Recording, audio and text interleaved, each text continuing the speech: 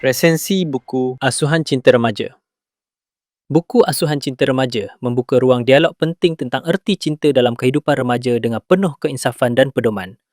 Penulis menegaskan bahawa perasaan cinta adalah anugerah ilahi yang perlu dipelihara dengan adab, nilai dan sempadan syarak agar tidak menjerumuskan kepada kerosakan. Dalam inti kandungan, buku ini memperincikan fasa-fasa hidup remaja yang melalui detik suka, ingin memiliki, kecintaan yang mengujakan serta konflik emosi apabila cinta tidak dibimbing secara wajar. Ia turut membincangkan aspek pengendalian diri, tanggungjawab sosial serta bagaimana komuniti dan keluarga boleh menjadi asuhan dalam membina sahsiah remaja.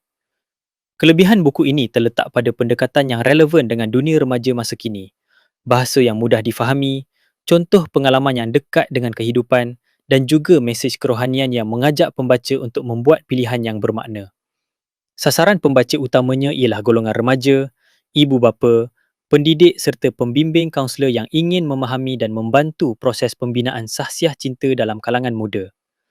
Buku ini sesuai dibaca oleh mereka yang ingin membina asas cinta yang sihat, bertanggungjawab dan beradab. Buku ini boleh dibeli di kedai buku DBP dan juga boleh melayari laman sesawang DBP Niaga untuk pembelian secara dalam talian.